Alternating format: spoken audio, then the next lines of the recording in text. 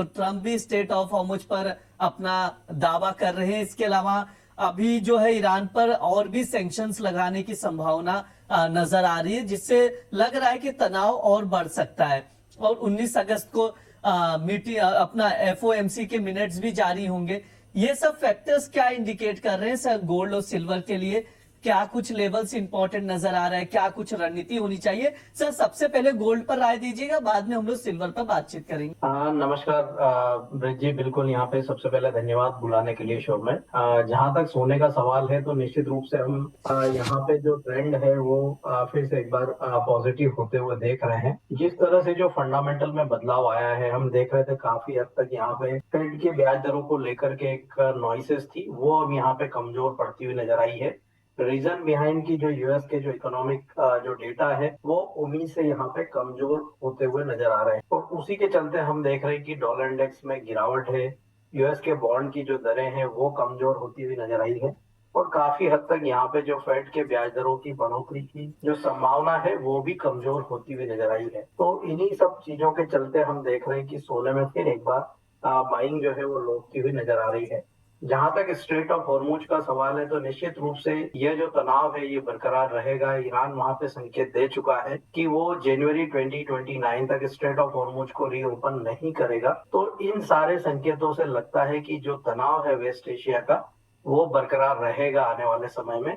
तो काफी हद तक मार्केट अब इस जो है वेस्ट एशिया कॉन्फ्लिक्ट को कहीं ना कहीं डिस्काउंट करता हुआ चल रहा है, और मार्केट फिर से एक बार अपने बेसिक फंडामेंटल्स पे लौटता हुआ दिख रहा है। जहां पे अभी स्ट्रेट ऑफ हॉर्मुज से ज्यादा जो चर्चा है वो जापानीज येन और यूएसडी को लेकर के है। जिस तरह से जापान की तरफ से यूएस ट्रेजरी में सेलिंग के जो संकेत देखने को मिल रहे हैं, तो वो निश्चित रूप से डॉलर को यहाँ पे आगे कमजोर करता हुआ दिखेगा। इसका जो परिणाम है वो बॉन्ड की यील्ड को बढ़ा सकता है यूएस में, लेकिन इस जो है संकेत से कहीं ना कहीं यूएस फेड वहां पे अलर्ट होता हुआ नजर आएगा, और जो ब्याज दरों में बढ़ोतरी के संकेत है वो कमजोर पड़ते हुए नजर आएंगे। ग्रेजुअली हो सकता है कि आने वाले समय में हम वहां पे ब्याज दरों में कटौती भी देखें। तो काफी हद तक जो सेंटीमेंट है वो गोल्ड के लिए पॉजिटिव होता हुआ दिख रहा है, और हमारा मानना है कि $4,550 जो है गोल्ड में शॉर्ट टर्म में यहाँ पे आता हुआ नजर आएगा। उस लिहाज से भारतीय बाजारों में 1,58,000 तक के स्तर देखने को मिल सकते हैं। जहां तक रणनीति की अगर हम बात करें तो वॉलेटिलिटी को देखते हुए यहाँ अभी भी ऑप्शन के जरिए रणनीति बनाने की सलाह रहेगी। गोल्ड मिनी की 1,56,000 की कॉल ऑप्शन बाय करना है 1,000 के स्तर पर, स्टॉप लॉस 480 का रखना है, लक्ष्य 2,000 के। ठीक है, ये सर की राय है। गोल्ड मिनी में खरीदारी की सलाह दी जा रही है ऑप्शन के जरिए। स्ट्रेटेजी स्क्रीन पर है, आप लोग नोट डाउन करके चल सकते हैं। गोल्ड मिनी 1,56,000 का कॉल ऑप्शन, अगस्त वायदा 1000 पर लॉन्ग करे, 2000 तक के टारगेट के लिए, और 480 रुपए का स्टॉप लॉस लगाकर चल सकते हैं। तमाम फंडामेंटल्स भी सर ने बताया है, तो उसके अकॉर्डिंग आप लोग देखिए और गोल्ड में रणनीति बनाइए। अंकित सर भी हमारे साथ है। अंकित सर बताइए गोल्ड में क्या स्ट्रेटेजी होनी चाहिए? कॉमेक्स और एमसीएक्स के कौन से लेवल्स हैं जो इंपॉर्टेंट रहने वाले इस सप्ताह, और आज के लिए क्या लेवल्स इंपॉर्टेंट है? क्या यहाँ से हम लोग गोल्ड और सिल्वर में तेजी ही देख रहे हैं या प्रेशर भी बनता हुआ दिखाई दे सकता है? गुड आफ्टरनून जी, गुड आफ्टरनून मनोज सर ने पूरा फंडामेंटल्स यहाँ पे क्लियर कर दिया है, तो फिर मैं टेक्निकल्स पे पूरा बातचीत करूंगा। टेक्निकल पॉइंट ऑफ व्यू से अगर बात करें तो फंडामेंटल कवर करने के बाद में टेक्निकल्स ये बोल रहे हैं कि इस समय मार्केट के अंदर तेजी बनी हुई है और गोल्ड आने वाले टाइम में एक बड़ी अपसाइड मोमेंटम दिखा सकता है। यहाँ पे मैं गोल्ड की बात करूं तो एक काफी रैली अपसाइड में होता है। देखिए 1,40,000 का लेवल उसने ब्रेक नहीं करा, और हमने देखा कि इस समय 1,55,000 1,56,000 के आसपास चल रहा है। आज इसने मॉर्निंग में ही 1,56,155 रुपए का हाई लगा दिया है, तो मुझे लगता है कि इसका ट्रेंड आज की तारीख में पॉजिटिव रहने वाला है। कोई भी गिरावट अगर मिलती है तो खरीदारी करके चलना यहाँ पे बेहतर रहेगा। शॉर्ट टर्म ट्रेड की अगर बात करूं तो मुझे लगता है कि गोल्ड मिनी के अंदर ट्रेड लेना चाहिए। 1,53,000 के आसपास अगर गोल्ड मिनी मिलता है तो बाय करें। 1,50,000 का स्टॉप लॉस रहेगा, टारगेट 1,58,000 तक देखने को मिल सकते हैं। तो गोल्ड मिनी में ये ट्रेड है। कोई भी गिरावट मिलती है तो खरीदारी करके चलना बेहतर। कोई भी गिरावट मिले तो खरीदारी करके चलना बेहतर रहेगा। गोल्ड मिनी सितंबर वायदा 1,53,000 पर लॉन्ग करके चल सकते हैं। 1,58,000 तक के टारगेट के लिए 1,50,000 का स्टॉप लॉस लगाना है।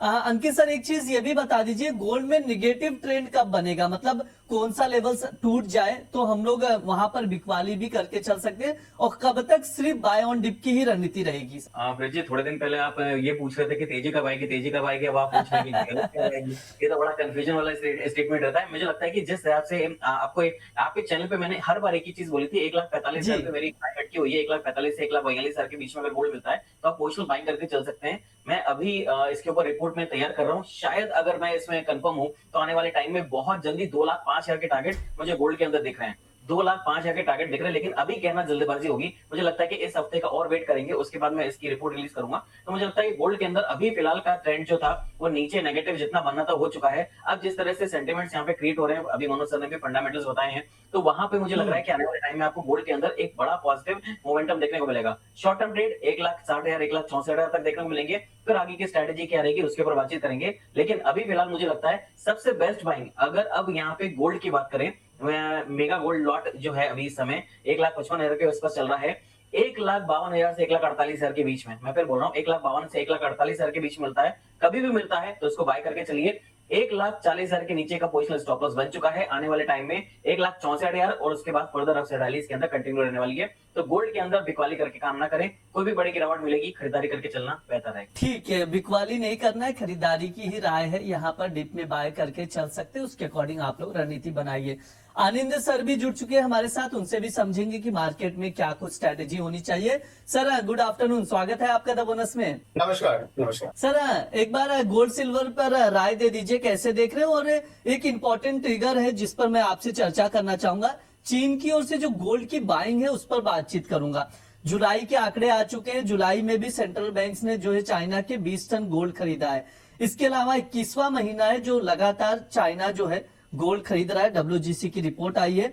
और एक पॉजिटिव संकेत ये भी है एक सर कि जुलाई में चीन के गोल्ड ETFs की कुल होल्डिंग भी बढ़ चुकी है, और अब ETF में खरीदारी वापस से हम लोग चाइना में देख रहे हैं। बीच में थोड़ी बहुत प्रॉफिट बुकिंग आई थी, लेकिन अब जो जुलाई के आंकड़े यही कह रहे हैं कि ETF में भी यहाँ पर चाइना में खरीदारी देखने को मिल रही है। सर कैसे देख रहे हैं इन आंकड़ों को, और गोल्ड सिल्वर पर आपका नजरिया क्या व्यू है, क्या रणनीति होनी चाहिए? ये ऑल पॉजिटिव इंडिकेटर्स है। और अगर हम लोग चाइनीज सेंट्रल बैंक्स का बाइंग देखें, एक्चुअली उनका जो बाइंग डेटा आता है एक ऑफिशियल जो वर्ल्ड गोल्ड काउंसिल के थ्रू पब्लिश होता है, और दूसरा अनऑफिशियल सेक्टर से जो मतलब जो जैसे गोल्डमैन सैक्स एंड अदर्स जो है वो लोग उसको करते हैं।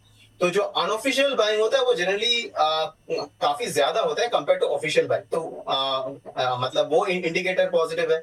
जो आप ETF फ्लोज के बारे में बात कर रहे हो, ओवरऑल चाइनीज सिटीजन्स का जो गोल्ड एक्यूमुलेशन है वो काफी स्ट्रांग है। और प्लस जो हम लोग अभी सेंट्रल बैंक का जो नंबर 1 अभी एसेट है वो अभी गोल्ड बन चुका है instead of US treasury. Plus जो एब्सोल्यूट गोल्ड होल्डिंग्स है ऑफ सेंट्रल बैंक वो रिकवर होके, मतलब ये लो बना था 2000 के आसपास, वो रिकवर होके आज 1980s का लेवल पे पहुंच चुका है। मतलब 1980s लेट 70s जहां से ये पूरा डॉलराइजेशन वाला चक्कर स्टार्ट हुआ था। तो इसके लिए इंडिकेटर एक ही चीज का है कि डी डॉलराइजेशन। तो चाइना एक बहुत एक्टिव रोल इसमें निभा रहा है, क्योंकि वो एक मेन प्लेयर था ऑफ डॉलराइजेशन, तो नेचुरली उनको ही मेजर रिस्पॉन्सिबिलिटी लेना पड़ेगा।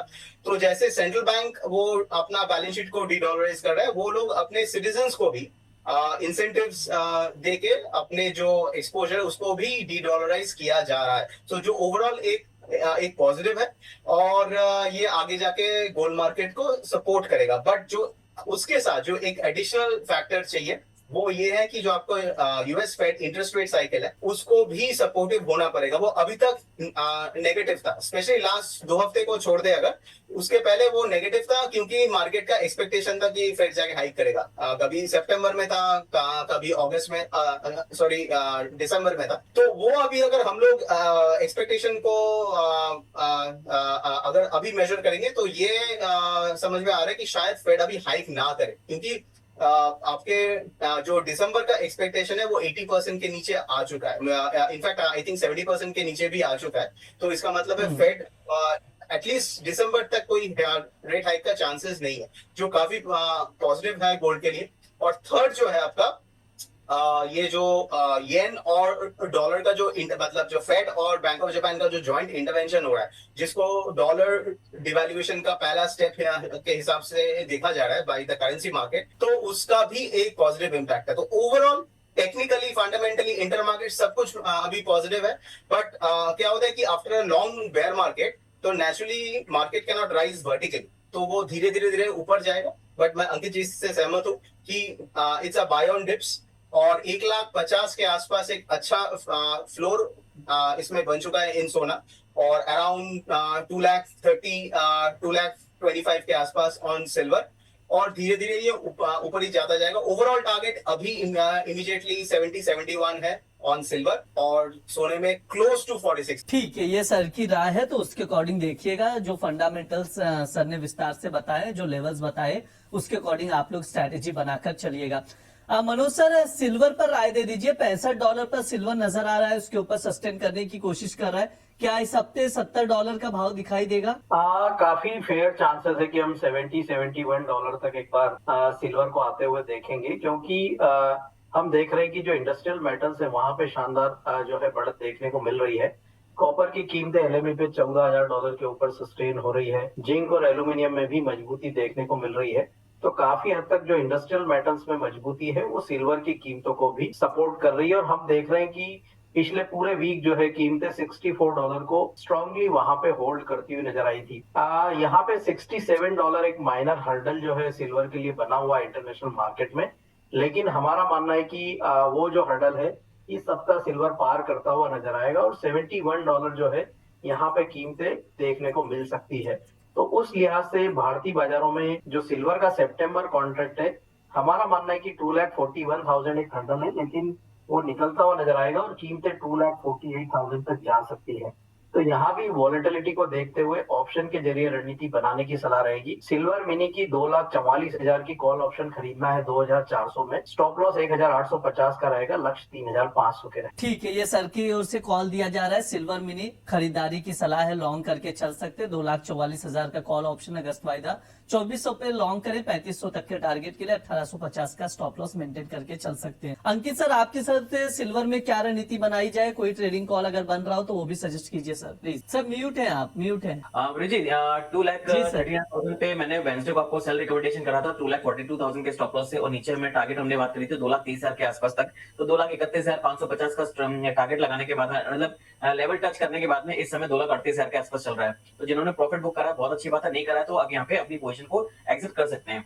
यहाँ पे मैं फ्रेश बाइंग की अगर बात करूं तो 2,35,000 के आसपास आप फ्रेश बाय कर सकते हैं। स्टॉप लॉस 2,30,000 का लगाएंगे और 2,42,000 तक के टारगेट देखने को मिलेंगे। वंस इट विल ब्रेक 2,42,000, जैसे ये 2,42,000 का लेवल ब्रेक करेगा, आप मान के चलेगा अनएक्सपेक्टेड आपको फर्दर अपसाइड रैली आप देखने को मिलेगी। इंटरनेशनल मार्केट की बात करें तो 67.20 का एक रेजिस्टेंस है।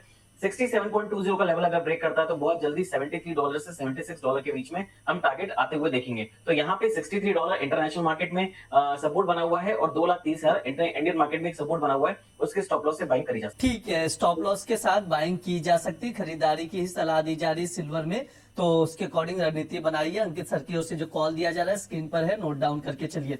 अंकित सर, आपकी फैन फॉलोइंग तो बहुत जबरदस्त है, मतलब शो में बैठते ही इतने सारे सवाल आ गए अंकित सर के नाम पे, तो एक एक करके सवालों के जवाब ले लेते हैं। अंकित सर, पहला सवाल जो है वो ये है कि यहाँ पर जो निकल कर आ रहे हैं गिरिराज जी हैं, कह रहे हैं कि अंकित सर गुड आफ्टरनून, ये बताइए कि सिल्वर अब 2,10,000 का भाव तो नहीं दिखाई देगा ना? क्या यहाँ से हम सिल्वर में 3 लाख की तैयारी कर लें? देखिए, मैं 3 लाख एकदम से नहीं बोलूंगा। यहाँ पे जो भी पैटर्न बन रहा है वो पैटर्न बन रहा है, और पैटर्न का जो ब्रेकआउट है वो 2,42,000 के ऊपर ही आएगा।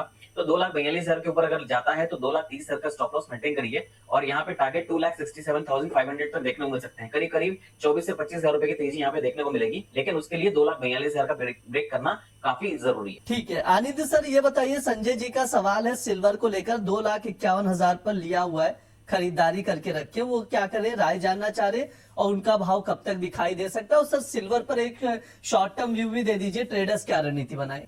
सिल्वर में अगर मैं इंटर मार्केट देखूं, सोना तेज है आपका, ये डॉलर इंडेक्स वीक है, और कॉपर प्राइसेस और जिंक प्राइसेस में अच्छा खासा तेजी दिख रहा है। तो जो एक्चुअली बुलिश ड्राइवर्स ऐसे घर के लिए, वो all are on green and positive. तो ओवरऑल लगता है कि 2,50,000 से लेकर 2,52,000 तक सिल्वर एक बार आ सकता है, जो $71-72 है, और वो शायद over the next 2 to 3 weeks में ही ये आ सकता है। तो इसके लिए आप होल्ड कर सकते हो पोजीशन, और फिर वहां पे जाके एक फ्रेश कंसोलिडेशन होगा, but overall structure is positive. ठीक है, ओवरऑल स्ट्रक्चर पॉजिटिव है, तो डीप में खरीदारी करने की सलाह दी जा रही है, वो बने रहने की सलाह है। मनोज सर, शुद्ध फार्मिंग करके यूजर आईडी, उनका सवाल है, क्या सिल्वर 2,60,000 का भाव दिखाई देगा सितंबर मंथ में? काफी फेयर चांसेस है कि यहाँ पे सितंबर में हम 2,60,000 तक सिल्वर को पहुंचते हुए देखें। जो एक मेजर यहाँ पे जो क्रैश होना था सिल्वर में, वो हो चुका है, और हम देख रहे थे कि $54 वहां पे एक मजबूत सपोर्ट था। सिल्वर ने उस सपोर्ट को होल्ड किया और वहां से मार्केट फिर एक रिवर्सल दिखाती हुई नजर आ रही है। तो ग्रेजुअली यहाँ पे ट्रेंड जो है वो अब चेंज होता हुआ दिख रहा है, और हमारा मानना है कि जो मूवमेंट है वो अपवर्ड ही रहेगी। हो सकता है कि हम यहाँ पे by end of this year December तक फिर एक बार $80-84 तक भी सिल्वर को आते हुए देखें। तो निश्चित रूप से काफी फेयर चांसेस है कि 2,60,000 तक हम एक बार सितंबर में आते हुए देखेंगे। लेकिन वर्ष के आखिर तक अगर बात करें तो 2,80,000 तक की भी पॉसिबिलिटी अब यहाँ पे सिल्वर में नजर आती ठीक है अंकित सर, एक चीज बताइएगा, बहुत से दर्शक ये पूछ रहे हैं, आपसे जानना चाह रहे हैं कि गोल्ड मिनी और सिल्वर मिनी का फेयर प्राइस क्या रहेगा एंट्री के लिए? पोजिशनल बाइंग अगर करना चाहें गोल्ड मिनी और सिल्वर मिनी में, तो कब एंट्री लेनी चाहिए? गोल्ड मिनी के अंदर अगर गोल्ड या गोल्ड मिनी की बात करें, दोनों ऑलमोस्ट अगर देखा जाए तो 2,000 मतलब 1,000 रुपए का डिफरेंस चल रहा है, कोई बहुत बड़ा नहीं है। मैं मेगा गोल्ड के हिसाब से बात करूंगा, 1,52,000 से 1,48,000, ये 4,000 की रेंज है। इसमें आप धीरे धीरे स्टैगर्ड बने में बाय करिए। पोजिशनल स्टॉप लॉस की बात करूंगा तो अभी 1,40,000 से नीचे का स्टॉप लॉस नहीं है, क्योंकि अभी ही इसने रिसेंटली बनाया हुआ है, और ये फर्दर अपसाइड रैली यहाँ पे मुझे लगता है कंटिन्यू रहने वाली है। तो कोई भी गिरावट अगर मिलती है, एक जिसने 1,45 से 1,42 की रेंज छोड़ दी है, उसके लिए अगली रेंज है 1,52 से लेके 1,48 के बीच में। तो 152 से 148 की रेंज अगर मिलती है तो वहां पे बाय करके चला जा सकता है। आनंद सर, ये बताइए, मोक्सी पारिक जी का सवाल है कि सिल्वर अगर 2,42,000 के ऊपर क्लोज करता है तो क्या यहाँ से 2,67 का भाव दिखाई देगा? सर, क्लोजिंग का कौन सा लेवल इंपॉर्टेंट नजर आ रहा है, वो समझना चाह रहे हैं। देखिए, अभी मेरा टारगेट है $71-72, क्योंकि ये क्यों इम्पोर्टेंट है, ये $70 के ऊपर का लेवल। ये आपका जून का ब्रेकडाउन से पहले ये 70 के आसपास आके बार बार सपोर्ट ले रहा था, मतलब उसके नीचे अगर वो अगर इंट्रा वीक जाता भी था तो क्लोज नहीं होता था। तो 70 को जब ये तोड़ा तो नेक्स्ट वो we saw the move towards 54। तो इसके लिए 70 को रिकैप्चर करना काफी इंपॉर्टेंट है। तो अभी इसलिए मैं बोल रहा हूँ कि $71-72 एक मेजर रेजिस्टेंस है। तो 2,52,000 के आसपास ऑन MCX या 2,53,000 वहां पे एक फ्रेश कंसोलिडेशन होगा। वहां पे सस्टेन होने के बाद जो नेक्स्ट जो इसका इग्निशन आएगा, that will be towards 3 lakh rupees. तो इसके लिए आई थिंक उस जोन में जाके कंसोलिडेशन हो सकता है 1-2 हफ्ता या उससे भी लंबा। ठीक है मनोज सर, एक सवाल का जवाब दे दीजिए, क्योंकि समय भी होने आया, बाद में हमें मेटल्स पर भी, एनर्जी पर भी बातचीत करना है। मनोज सर, आपसे समझना चाहेंगे यहाँ पर सवाल वैसे बहुत सारे, लेकिन फिजिकल में इन्वेस्टमेंट को लेकर समझना चाह रहे, कौन सा ऐसा लेवल है सर सोने चांदी के लिए जहां पर बेस्ट अपॉर्चुनिटी रहेगा फिजिकल में बाय करने के लिए? सर, ट्रेडिंग के लिहाज से ही बाय करना, लेकिन फिजिकल में। देखिए, यहाँ पे अगर निवेश की हम बात करें तो निवेशकों को हम हमेशा ही बोलते आए हैं कि यहाँ पे कोई भी जो असेट क्लास है उसके टॉप और बॉटम को पकड़ने की कोशिश ना करें। और अगर आप लंबी अवधि के लिए निवेश का सोच रहे हैं तो स्टेगर्ड वे में SIP के रूप में निवेश करना हमेशा बेहतर रहता है। तो सोने और चांदी में भी अगर फिजिकल के लिए आप निवेश का सोच रहे हैं तो हमारा मानना है कि यहाँ पे जो है स्टेगर्ड वे में बाय करें। अब यहाँ पे जो रेंज है वो 1,53,000 से 1,45,000 जो है गोल्ड में फिजिकल में निवेश कर सकते हैं। वही सिल्वर में 2,35,000 से 2,25,000 की जो रेंज है, इसमें स्टेगर्ड वे में बाय करें। वर्ष के आखिर तक हमारा मानना है कि 1,65,000 से 70,000 सोना और लगभग 2,80,000 जो है चांदी जा